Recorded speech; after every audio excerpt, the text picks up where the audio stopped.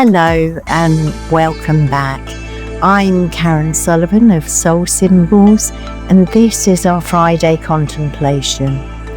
On Mondays, I look at the wider sky, the broad view and the larger pattern, and that archetypal web moving through our collective field. And on Fridays, I come down to the ground, into our lived reality and that felt texture of a pattern. So we will be moving on Fridays into deeper explorations of not only what it means in the sky, but in our bodies, choices, relationships, and in the deeper architecture of life. So get your headphones, put your feet up, and enjoy this reflection with me.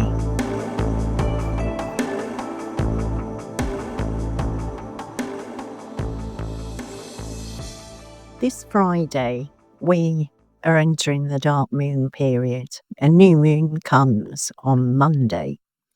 So it's that quiet threshold just before that first crescent returns. And it's a strange and often overlooked part of the lunar cycle. And that's because there's nothing visible to hold on to. The moon's disappeared from our sight and the old cycle has emptied itself. And the new one hasn't shown its faces yet. So today I want to stay with that darkness for a while.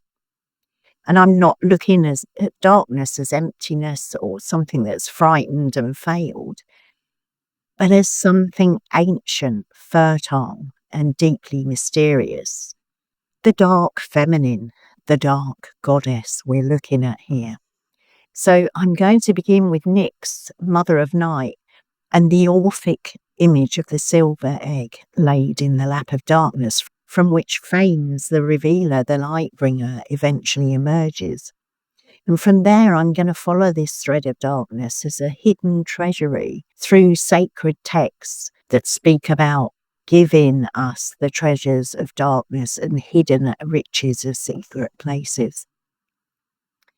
And then I'm going to come to the daughters of Nyx, the Fates, the Furies, the Hesperides and Nemesis, those fierce, dark goddesses who seem to carry the deeper laws of life, the measure, consequence, boundary, justice, and that protest that rises when the natural order's been violated. So this is really a contemplation on the darkness, and a darkness that we've often been taught to fear, but also the older sacred darkness that perhaps it's time for us to remember. That darkness as womb and oracle, the darkness that is treasury, reckoning, but finally is the place where light itself is conceived. So let's begin in the dark moon period, which stretches from today until the new moon on Monday. So it's that strange lunar threshold when the moon has disappeared from sight. So there's no crescent yet, no visible promise or clear image for us to hold on to. The old cycle's empties itself and the new one's not shown its face. This is a liminal time. It's that time before there's form or language, or before that first visible thread of light returns. And for many of us, darkness has become something we resist. We often associate it with fear and confusion, ignorance, grief, depression, death, and danger, the unknown. We light up the night, metaphorically. We fill silence with our noise, and we want our answers quickly. We're looking for signs, clarity, and reassurance, proof. And even in spiritual language, we're often reaching for the light as if the light is the only sacred thing. But the older mythic imagination tells us a much deeper story here. In the Orphic Mysteries, before the ordered world and the familiar gods of Olympus free the brightness of the solar gods, there's dark, formless, primeval void. So we have chaos, darkness, night, and from that primordial darkness comes Nyx, Mother Night. She is that presence before form, and she represents the ancient womb, the original mystery, the dark field from which creation begins. Nyx conceives by the wind in the myth, and she lays the silver egg in the lap of darkness.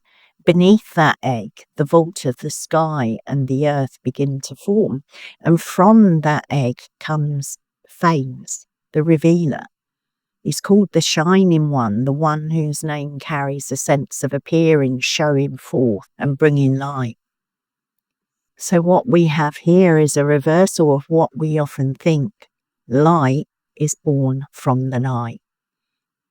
So dark is the mother of revelation for us. That image alone carries the whole mystery. The silver egg rests in the lap of darkness. So it's not going to be forced open. No one is demanding here that it becomes visible before its time. The egg's held in the hidden place until that moment of emergence.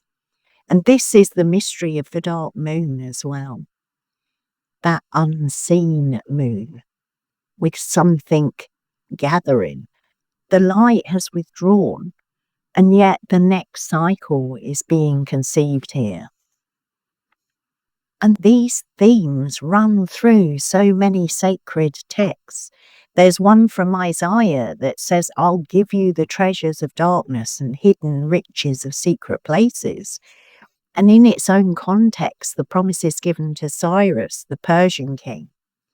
So we have movement through closed gates and a breaking of bronze doors and iron bars. So there are powers that stand in the way, and those powers are subdued. And then there's the treasures of darkness, those hidden riches of secret places. And in that context, it is so that the divine can be known, whatever you call the divine. So it's giving darkness another dimension. So we've got the womb and the treasury.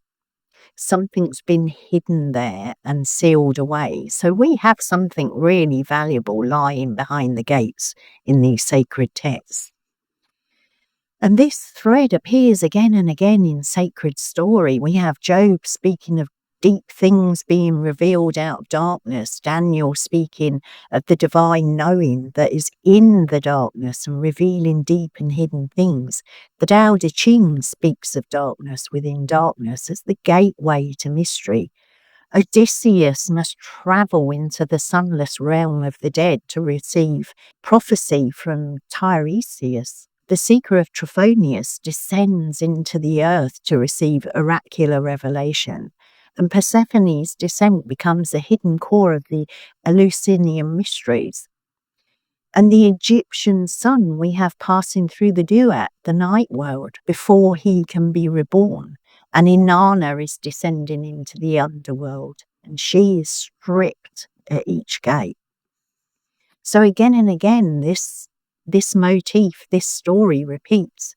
The treasures hidden below. The oracle speaks in the dark, and the light is regenerated in the night world. The revelation comes through descent.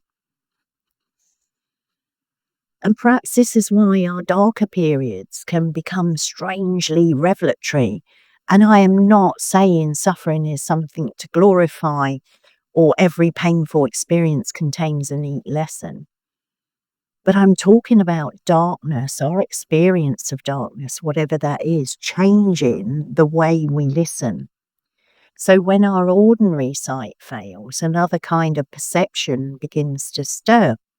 Our dreams might become vivid and symbols are gathering charge here. Our bodies speak. That old story we hold, that old narrative loosens, and our souls begin to communicate through image, instinct, memory, dream, omen, and through our ache and intuition. Nyx was revered for her oracular powers, and this is night as being the place of dreams and sleep. Night's the place of divination thresholds. It's the voices from below, the voices from our unconscious. So in the darkness, our rational daylight mind loses some of its authority and we lose control here. So we don't see with the outer eye. We're beginning to perceive through our inward eye. And then we have Nyx with her 2 children in her arms. Sleep and death, they're called. So that brings a tender but pretty scary image there. Sleep and death are both powers of surrender. So each night in sleep, we're releasing our ordinary identity. We're entering the dreamscape and we pass through images that we can't control. And then we have death. It's the greater surrender. It's the dissolving of form itself.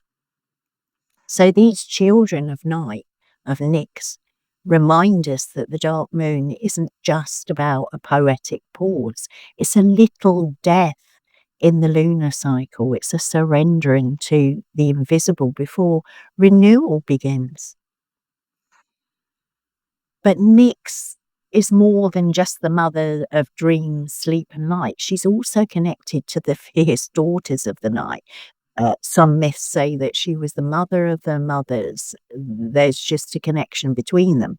But we have the Morai, the Erinis, the Hesperides and Nemesis. My pronunciation, apologies for it. But these figures deepen what I was thinking about, what I was contemplating, because they show that the darkness has a moral or a cosmic intelligence.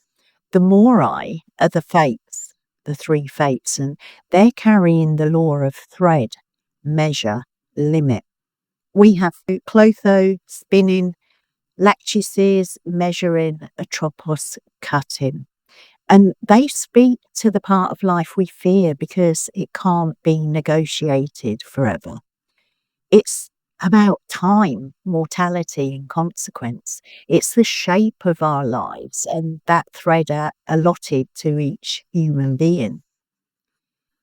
The Erinyes, the Furies, rise whenever natural law has been violated in the myth. So they represent the protest of the deep order when blood, kinship, oath, truth, or a sacred boundary has been broken.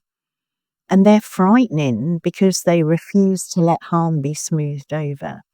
They remember what the daylight world tries to forget.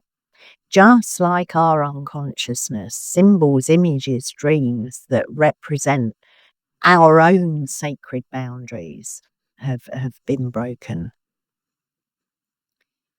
The Hesperides live at the western edge. It's the place of sunset, twilight, and where the light's dying.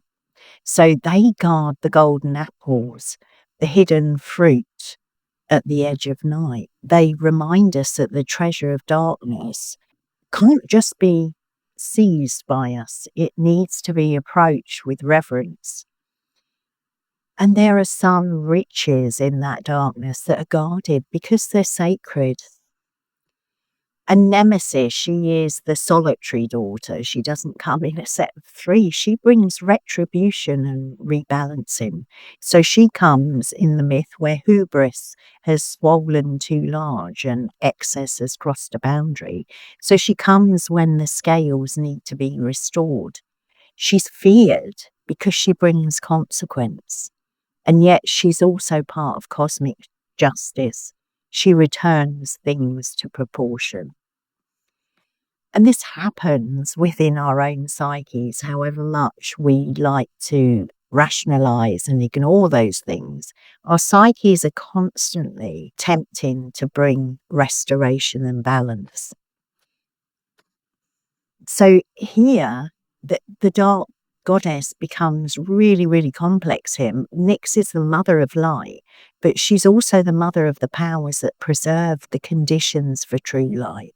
We've got the fates keeping measure, the Furies defending violated law, the Hesperides guarding the golden fruit, and Nemesis restoring the balance.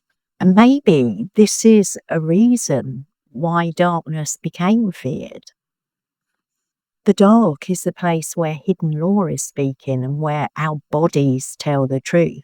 We can look at the dark as the place that our grief rises and where our dreams reveals what the waking mind has avoided. So the dark is where the Furies remember and the fates hold the thread, and when Nemesis asks what has become distorted, inflated, or unjust. The dark is where the guarded fruit waits at the edge of the world on that threshold. So we can look at the fear of darkness as a fear of reckoning internally. In the move towards solar gods and that heroic conquest, outward clarity and relational mastery, the older reverence for night becomes diminished. The feminine, the dark goddess, becomes secondary. So that goddess of night is neglected and then feared.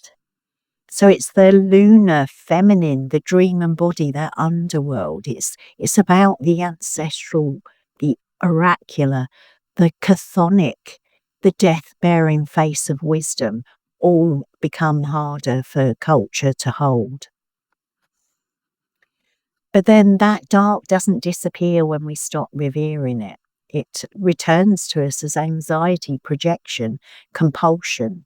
It can return as shadow, haunting, unrest. So there's a sense here that what isn't honoured becomes feared, and the things that we refuse to listen to become louder and louder. And this is why the dark moon matters. It's inviting us to return to Nyx, not as an idea, but as an experience, to sit in the place before light and to stop demanding immediate clarity, to allow things to end before we name the next beginning and honour the hidden chamber where the silver egg rests.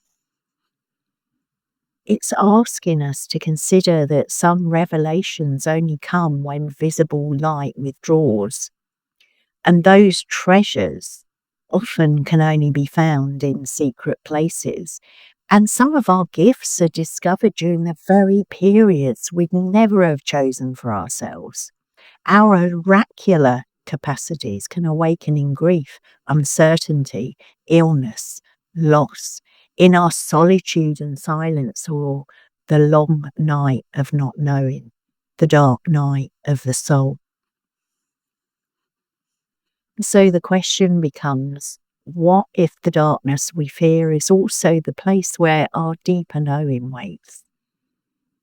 So what if that dark is not empty, but it's full of unspoken law, hidden treasure, ancestral memory, dream language, and unborn life?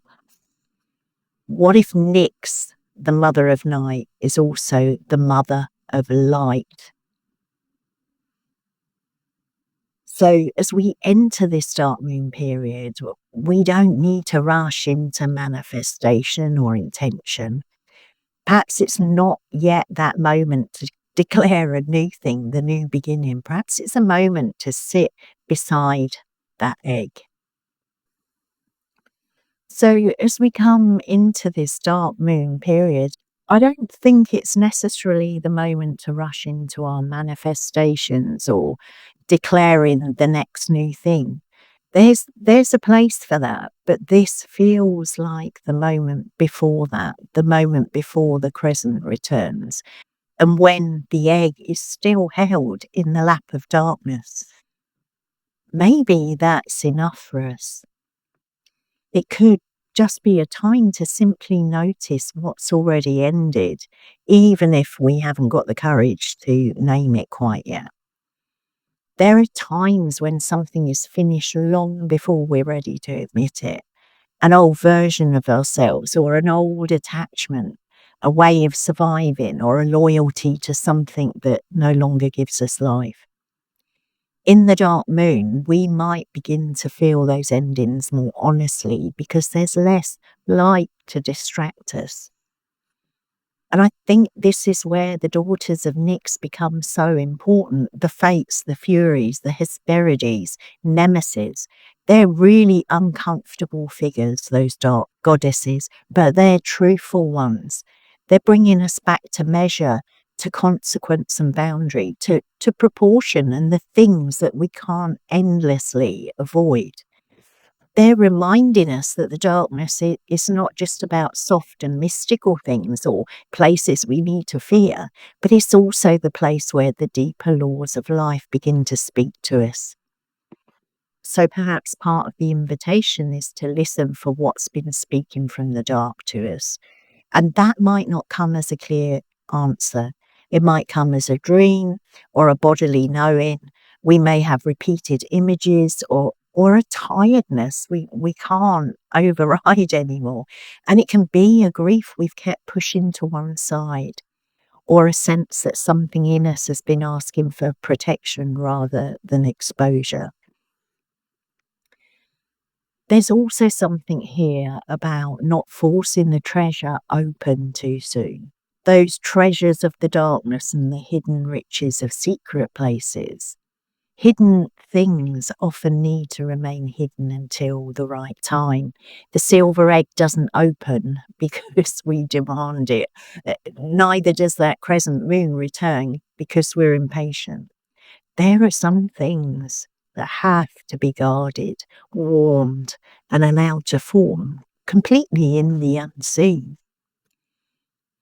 So I think rather than asking ourselves to immediately understand the darkness, perhaps we just need to sit beside it for a while, allow ourselves to be in the not yet, and that old cycle to truly empty out.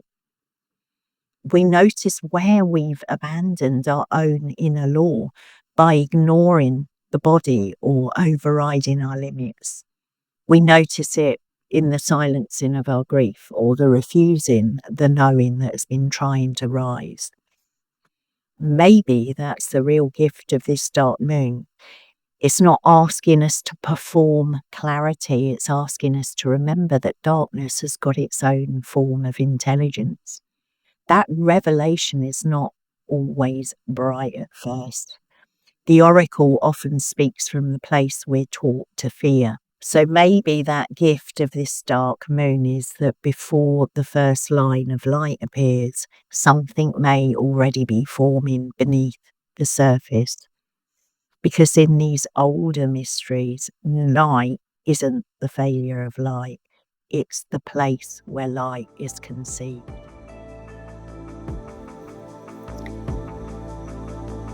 And that is what I have for you. Thank you for being here. And I'll be back on Monday with the broader picture of the sky. And until then, I invite you to be tender with yourselves. Be honest with what is surfacing and listen carefully for what is alive at depth. Have a restful weekend, and I will see you on the next one.